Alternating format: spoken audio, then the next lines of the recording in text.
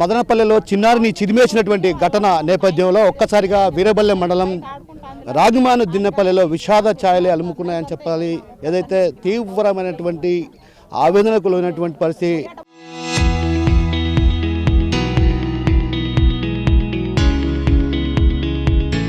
ఈ గ్రామానికి సంబంధించినటువంటి వాళ్ళు ఉన్నారు, వారిని అడిగి తెలుసుకునే ప్రయత్నం చేద్దాం. అమ్మ చెప్పండి అమ్మా.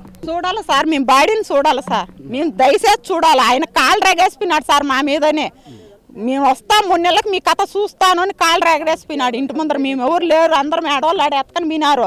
3-4 ఉన్నాము, జీప్ వేసుకొని వచ్చినారు, బీగం తీసినారు, ఎక్కించుకొని వెళ్ళిపోయినారు. 5 నిమిషాలు పెట్టిండు వాడిని ఆడే బూట్ చేసింటాం మేము. వాడు కాళ్ళు రేగేసిపోయినాడు, వాడిని చూడాలి, మేము గుర్తు పట్టుకుంటాం కూడా. బాడీ మదనపల్లి ఉంటే బాడీ మదనపల్లి పెట్టండి, మేము చూస్తాం. అది మా న్యాయం. న్యాయం జరిగింది, వాడు మాకు న్యాయం జరిగింది, పోలీసులు మా పక్కుండారు అని నమ్ముతాము. మాకు బాడీ చూపించాలా. మనవరాలు కూతురు బిడ్డ. మొత్తం మీద చూస్తే ఏదైతే ఈ ఘటనలో అఘాయిత్యానికి పాల్పడినటువంటి ఏదైతే అబ్బాయి ఉన్నాడో వారిని మాత్రం ఖచ్చితంగా కఠినంగా శిక్షించాలని చెప్పి కోరుతున్నటువంటి పరిస్థితి కనిపిస్తుంది. మరోవైపు ఏదైతే ఇప్పటికే తను పాల్పడినట్లు కూడా మనకు ఇప్పుడు సమాచారం అందుతున్న పరిస్థితి. మీరు చెప్పండి సార్. అబ్బాయి ఇప్పటికే అనేది ఒక వార్త వినిపిస్తుంది. వార్త చెప్పిన కాడికి అనుకున్న కాడికి వాళ్ళు చెప్పిన కాడికి సంతోషంగానే ఉంది, కానీ అది బాడీని చూస్తే కన్ఫర్మ్ అవుతుంది, మాకు అప్పటికి అవుతుంది.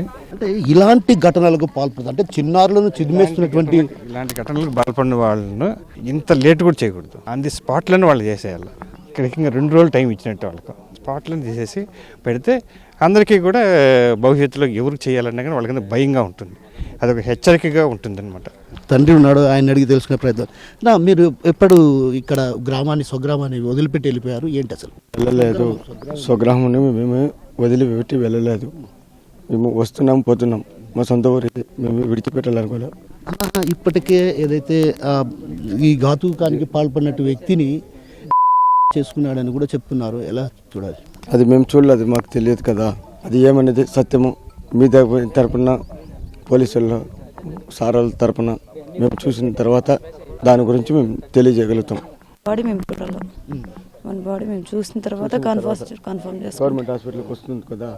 మీ అత్త మామల ఎదురుగానే మీసం మెలేశాడు అన్నటువంటి భావం అనేసినారు, జరిగింది కూడా విషయం. సో మొత్తం మీద ఏదైతే ఈ ఘటనకు పాల్పడినటువంటి వ్యక్తిని మేము ఖచ్చితంగా చూడాలి.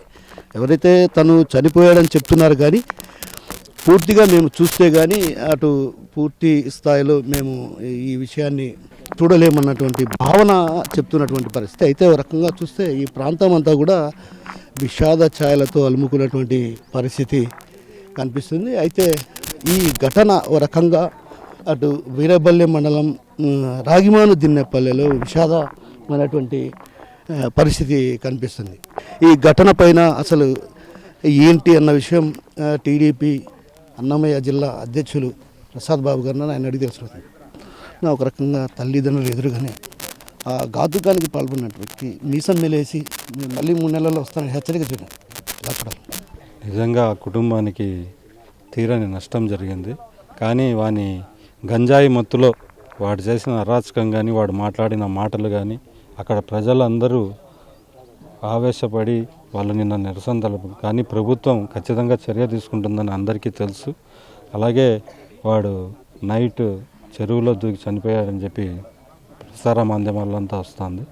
ఖచ్చితంగా ఆ కుటుంబానికి ప్రభుత్వం తరపున న్యాయం చేస్తాం. ఆ కుటుంబం వాళ్ళ జీవనం సాగించడానికి అన్ని ఏర్పాట్లు చేస్తాము. వాళ్ళ నష్టమైతే ఎవరు తీర్చలేరు, ప్రభుత్వం ఖచ్చితంగా వారికి అండగా నిలబడుతుంది ఆ కుటుంబానికి. ఒక రకంగా కుటుంబానికి తీరని లోటు అని అంటున్నారు. ఈ నేపథ్యంలో రాష్ట్ర ప్రభుత్వం అదేవిధంగా నారా లోకేష్ కావచ్చు, చంద్రబాబు ఇప్పటికే స్పందించడం జరిగింది. స్పందించిన నేపథ్యంలో ఎలాంటి హామీ ఇచ్చారు ఏంటని? వాళ్ళని 2 రోజులు వాళ్ళ కార్యక్రమాలన్నీ అయిపోతూనే ముఖ్యమంత్రి దగ్గరికి తీసుకెళ్ళి ఆ కుటుంబానికి తగిన న్యాయం చేస్తాం. ఇప్పుడు కూడా మమ్మల్ని ఆదేశించారు, వాళ్ళకు ఎన్ని ఏర్పాట్లు చేయమని ఆదేశంగా పోతున్నాం.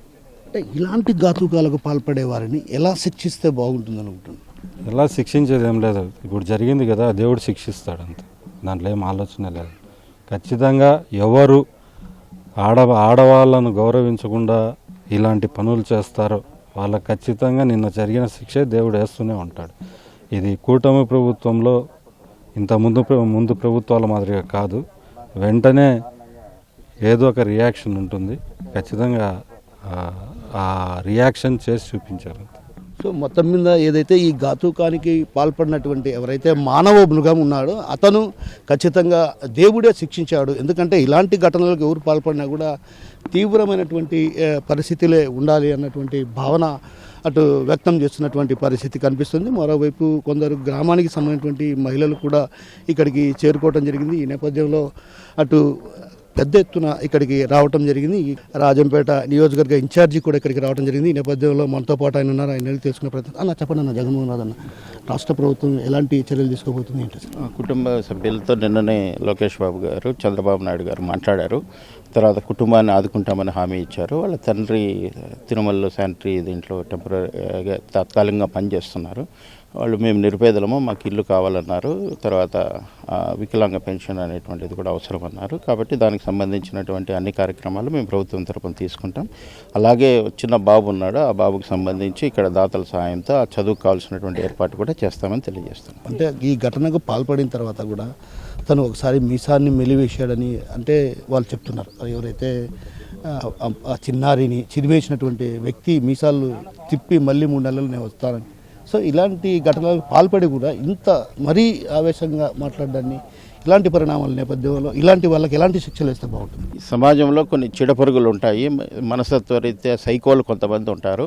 అయితే కనుక సమాజము, దేవుడు, ప్రభుత్వం అనేది అన్ని రకాలుగా వాళ్ళని శిక్షిస్తుంది. ఎటువంటి పరిస్థితుల్లో ఇటువంటి అవకాశాలకు తావులేదు. నిన్న జరిగిన ఘటన చూస్తే విర్రవీగినటువంటి వాళ్ళు పడిపోక తప్పదు. ఖచ్చితంగా ఆ శిక్ష అనేటువంటిది పడుతుంది. ఇది అనేది మిగతా వాళ్ళకు కూడా ఒక గుణపాఠంగా నిలబడుతుంది. కాబట్టి ఇటువంటి సంఘటనలు ఇంకా జరగకుండా సభ్య సమాజం కూడా చూసుకుంటుంది. ప్రభుత్వం చట్ట ప్రకారం అన్ని రకాలుగా చర్యలు తీసుకుంటుంది. మొత్తం మీద ఏదైతే ఈ ఘటన దారుణానికి పాల్పడినటువంటి వ్యక్తికి దేవుడే శిక్ష వేశాడు. ఇలాంటి ఘటనలు పునరావృతం కాకుండా ఉండాలంటే ఖచ్చితంగా కఠినమైనటువంటి చర్యలు అమలు చేయాల్సినటువంటి అవసరం ఉంది. చిన్నారుల పట్ల అటు అసభ్యకరంగా ప్రవర్తించే వారి పట్ల కూడా రాష్ట్ర ప్రభుత్వం కావచ్చు, అదేవిధంగా పోలీస్ శాఖ కూడా కఠినమైనటువంటి చర్యలు తీసుకోవాల్సినటువంటి అవసరం ఎంతైనా ఉన్నటువంటి భావన వ్యక్తం చేస్తున్నారు. మరోవైపు రాష్ట్ర ప్రభుత్వం కూడా ఇప్పటికే ఏదైతే ఆ కుటుంబాన్ని ఆదుకునే దిశగా కూడా అడుగులు వేసినటువంటి పరిస్థితి కనిపిస్తుంది. కెమెరా పర్సన్ రాముతో కిషోర్, RTV, రాగిమాన్, జిల్లాపల్లి. చరిత్ర సృష్టించినోడు ఇప్పుడు ఆ చరిత్రని తిరగరాయబోతున్నాడు. అబద్ధాల గోడల్ని బద్దల కొట్టి నిజాలను రాగా మీ ముందుంచబోతున్నాడు. నిజమైన వార్తల కోసం వెంటనే డౌన్లోడ్ చేసుకోండి రా యాప్ని.